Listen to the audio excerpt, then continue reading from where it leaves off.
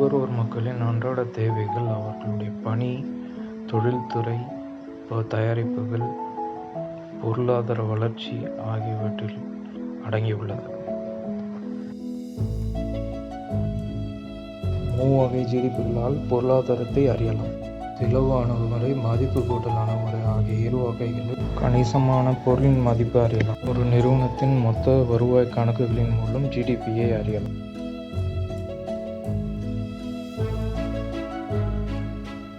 தற்போது இந்த ஆண்டுக்கான ஜிடிபியின் தமிழ் மாநில வருவாய் மற்றும் பொருளாதார மந்தநிலை மாற்றத்திற்கான தேவைகளை பார்ப்போம். தமிழ் மாநிலத்தின் நுகர்வோர் ஒட்டுமொத்த தயாரிப்பு பொருட்கள் மற்றும் சேவைகளில் உள்ளடங்கும். அன்றாட தேவைகள் ஏற்ப அனைத்து நுகர்வோர் பொருட்களின் சேவைகளை பெறுவதற்கான வாடிக்கையாளர் ஆகின்றனர். ஜிடிபியின் ஒட்டுமொத்த கணக்குகளில் அனைத்து நிறுவன ஊழியர்கள், விவசாய உழவர்கள், பங்கு சந்தை முதலீட்டாளர்கள், சுய தொழிலாளர்கள் பங்களிக்கின்றனர். மாநில தேவைகள் அதிகரித்தால் உற்பத்தி அதிகரிக்கும்.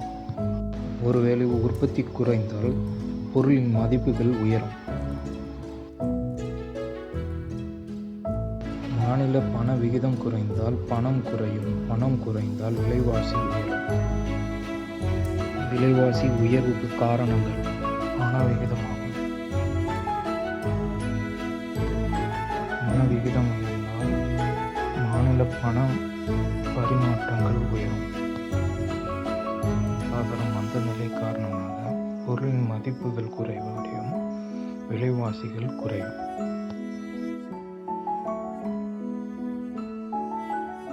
பொருளின் மதிப்பு உயரும். அந்நிய நாட்டு முதலீட்டின் மூலம் மாநில பண விகிதத்தை உயர்த்த முடியும்.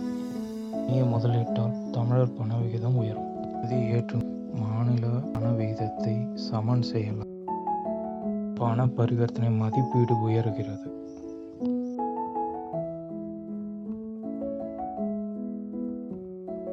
நாட்டின் பொருளாதார தேவைக்காக உள்நாட்டு ஏற்றுமதியும் வெளிநாட்டு இறக்குமதியும் பண விகிதத்தை அதிகரிக்கிறது.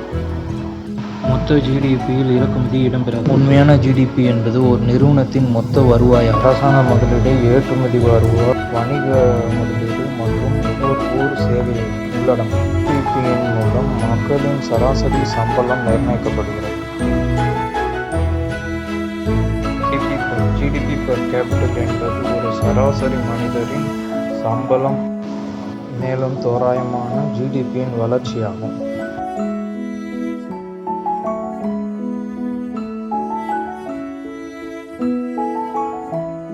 தமிழகத்தின் தற்போதைய ஜிடிபி விகித மூலதனம் 4,08,000 ஆகும்.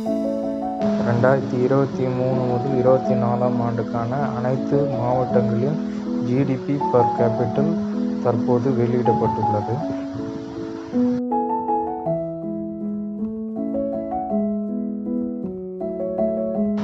மத்திய மேற்கு மாவட்டங்களான நாமக்கல், திருச்சி, ஈரோடு, கோயம்புத்தூர் போன்ற மாவட்டங்களில் அதிக ஜிடிபி காணப்படுகிறது.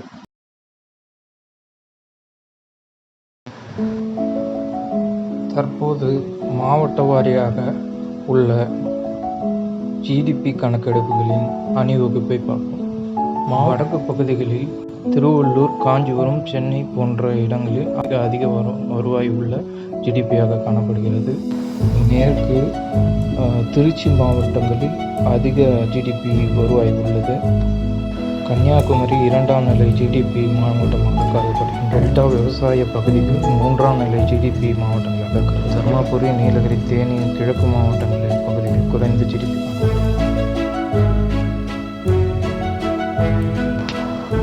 மக்களின் வருங்கால தேவைகளுக்கேற்ப தங்கம், ஏற்றுமதி, இறக்குமதி, விவசாயம் போன்ற தொழில்களின் வளர்ச்சி பெருக வேண்டும். மாநில மக்கள் தொகையை பொறுத்து ஜிடிபி வளர்ச்சியும் பெருகும். குறைந்த மக்கள் தொகை பணிகள், சிறு தொழில்கள், விவசாய கொள்முதல் போன்றவையும் வளர்ச்சி. உயர்ந்த சம்பளத்தில் கூடிய வேலைவாய்ப்புகள் பெருகும். சிறு தொழில்களுக்கு பெறலாம். விவசாய கொள்முதல் உயர்வடையலாம். தமிழர் தேசியம் ஈழம் தற்போது ஜிடிபியில் இடம்பெறவில்லை.